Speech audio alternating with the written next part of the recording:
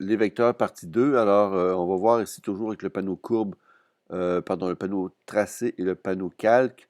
Bon, j'ai mis un transparent blanc ici aussi, transparent blanc pour cacher en partie l'image. On sait que de toute façon qu'un tracé, ça s'inscrit à l'intérieur du panneau tracé et pas à l'intérieur du panneau calque, mais quand même ici, c'est pour que mon tracé soit plus visible parce que ma forme est assez précise ici. En fait, la forme est bien découpée, mais elle est foncée. Alors, je n'aurai peut-être pas le tracé correctement. Maintenant, j'ai déjà un tracé qui existe qui s'appelle forme, que j'ai nommé. Alors, si je le sélectionne, on voit ici le tracé. Si je prends la flèche noire versus la flèche blanche va me prendre complètement mon élément. Il va me permettre de compter mes points d'ancrage à partir de lui. Donc, 1, 2, 3, 4, 5, 6, 7, 8, 9, 10 et 11 points. Alors, c'est comme ça que ça a été fait. Alors, à quoi ça sert de faire un tracé sur une forme? Quand je parle de forme, ça pourrait être très bien, exemple, si je vais ouvrir un fichier comme, mettons, cette image-là ici, et de dire, de prendre l'outil plume ici, puis de tracer. Exemple, si je vais plus haut, on va peut-être plus le voir en blanc ici. Alors, exemple, je prends mon coin ici, puis là, je suis mon tracé, je suis mon chemin. Le chemin, c'est la forme de l'objet, donc j'étire comme ça ici. J'étire comme ça ici, puis là, je pointe, je clique, je glisse. Et j'essaie d'être en deçà de la couleur. On veut être sur la couleur, on ne veut pas être dans le blanc pour ne pas perdre ça quand on va découper. Là, ce qui se passe ici, j'appuie la touche euh, euh, commande ou contrôle pour réduire l'élément ici. Bon, là, il faut respecter la courbe qui était déjà là. Et là, je vais m'arranger, moi, pour cliquer pour garder l'élément ici. Alors, j'ai fait ça courbe courte ici. Alors, comme c'est ici. Donc, ici, je peux faire un angle droit, donc je peux faire majuscule. Peut-être en rentrant un petit peu ici aussi, puis en faisant ici commande ou contrôle pour sélectionner le point, pour que ce soit aligné. Après ça, ça va être la même chose ici. Je vais prendre je vais le sélectionner, je vais le descendre un petit peu pour être capable maintenant de faire Alt pour poursuivre le chemin comme ça ici.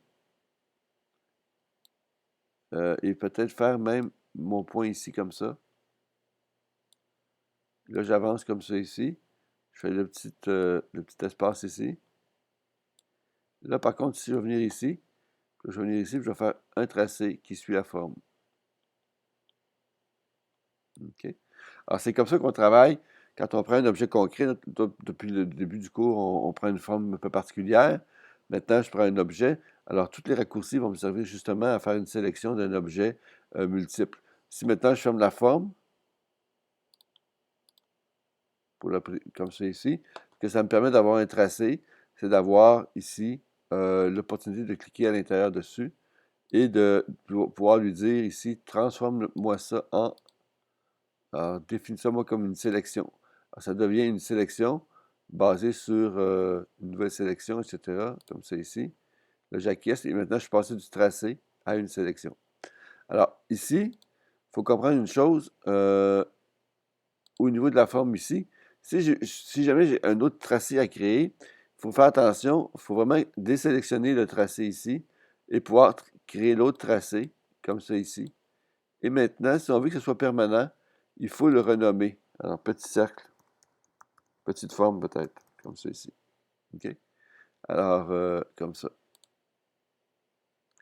Alors, c'est à ça que ça sert. Puis bon, il faut comprendre une chose, c'est que si maintenant j'affiche l'un ou l'autre, parce que c'est deux calques qui s'affichent séparément, je pourrais très bien faire aussi majuscule, clic, et là, je verrai les deux. OK? On sait que la touche majuscule ajoute, que ce soit en superficie quand on fait une sélection, ou ici, faire majuscule pour ajouter la fonction, en fait, de pouvoir convertir en sélection nos deux fichiers. Je pourrais pouvoir maintenant définir comme sélection, puis on va voir que j'ai ici des sélections. Maintenant, je vais supprimer ça comme ça ici. OK?